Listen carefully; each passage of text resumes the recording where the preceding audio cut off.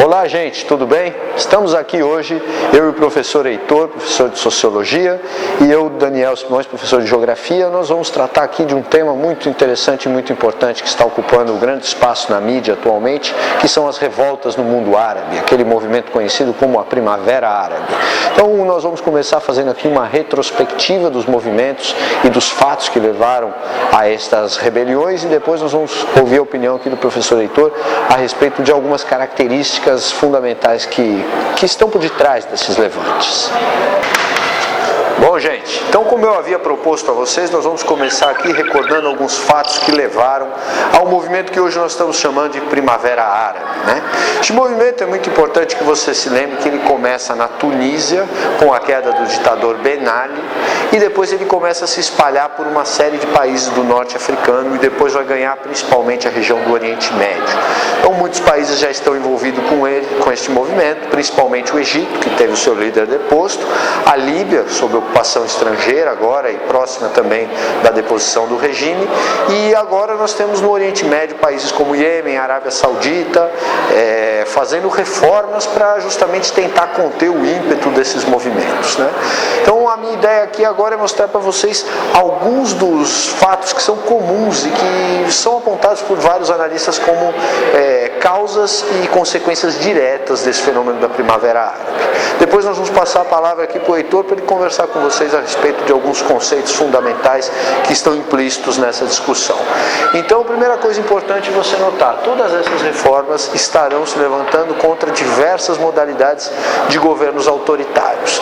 Alguns são ditaduras militares, outros são monarquias, outros são ditaduras que se reivindicam socialistas, mas todas têm o traço comum de partilhar de valores autoritários, ou seja, de se portarem de forma a não permitir eleições diretas, liberdade de expressão, livre aglomeração em partido político, né? Os pilares básicos do que nós conhecemos como democracia não são assegurados nestes países mais do que em qualquer outro. Além disso, desse traço comum, todas as revoltas terão alguma ligação com dificuldades econômicas. Na maioria dos casos, salvo raras exceções, elas serão protagonizadas por populações muito pobres, populações que estão experienciando desemprego, alta de preço dos alimentos, falta de perspectivas futuras, né? Então isso vai ser o combustível, digamos, da revolta. Não a causa, mas pelo menos o combustível. E um terceiro fator importantíssimo, comum a quase todos esses movimentos, é a forte participação dos jovens, né? Como há muito tempo não se via, os jovens que têm sido vistos como uma classe politicamente muito apática, os jovens novamente voltam a tomar o protagonismo, a serem os caras que realmente vão encabeçar esses movimentos. Muitas explicações caminham para o sentido de dizer que os jovens justamente são o grupo que tem menos perspectiva. Os desempregos, os índices de desemprego são muito mais altos entre a população jovem do que a média da população desses países. Então o povo jovem é considerado o povo que mais tem sido vitimado pelas crises econômicas e, consequentemente, nos seus momentos de protesto, o que tem sido mais vítima de repressão desses governos autoritários. Então daí a explicação para a intensidade da participação dos jovens. E finalmente nós devemos refletir sobre uma consequência ainda incerta de todas essas rebeliões. Já tivemos a queda de 3 presidentes neste jogo e até agora o futuro dos países é muito incerto. Muitos analistas estão saudando a Primavera Árabe como um movimento que necessariamente vai levar à democracia, mas outros tantos analistas estão questionando, não necessariamente a forma que vai suceder essas ditaduras autoritárias será uma forma democrática. Há risco, inclusive, de que em alguns países as formas autoritárias se tornem diferentes, mas se mantenham. Por exemplo, você ter uma ditadura de fundamentalistas ou uma ditadura de nacionalistas, coisas desse tipo, né? Então o futuro é incerto, não podemos nos iludir e acreditar que necessariamente a Primavera Árabe vai conduzir à democracia. E agora nós vamos escutar então alguns comentários do professor Heitor a respeito desse tema tão importante da nossa atualidade. Pessoal, tendo em vista as explicações do professor Simões, então gostaria agora de definir com vocês os conceitos de Estado e governo.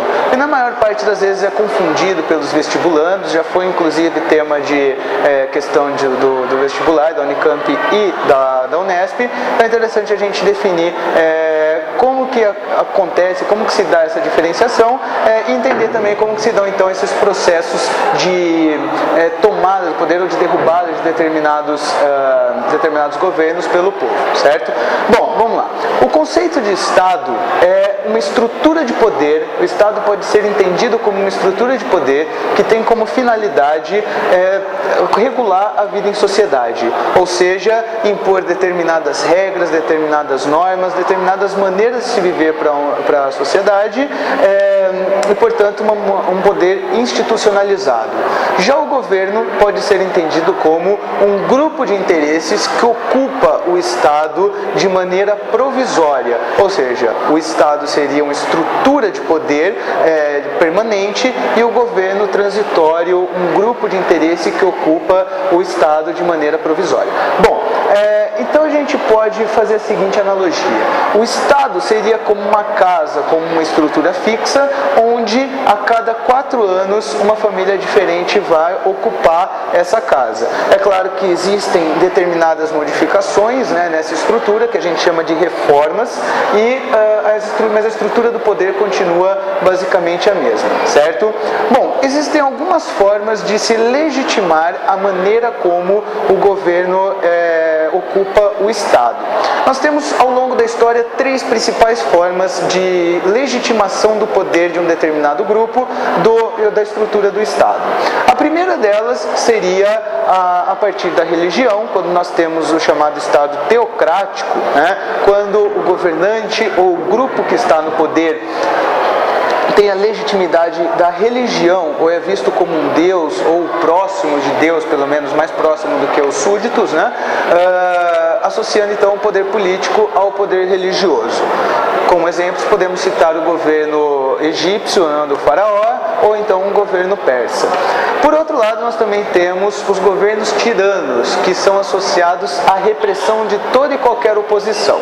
Então, na verdade, quando nós falamos de governos tiranos, são aqueles governos que não admitem opiniões opostas ou opiniões contrárias àquela que é estabelecida pelo governo.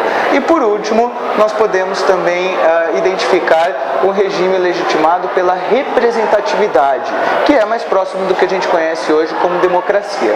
Bom, em primeiro lugar, a democracia ela não representa o todo da sociedade, mas alguns até identificam esse tipo de governo, esse regime de governo, como a ditadura da maioria, pois a maior parte da população, ou a parcela majoritária, indica um representante, ou escolhe um representante para exercer o governo em seu poder.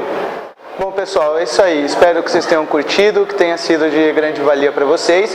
E é sempre bom lembrar para vocês ficarem de olho nos noticiários, né, nas notícias aí, para continuarem acompanhando o desenrolar dos acontecimentos. Aquele abraço e até a próxima.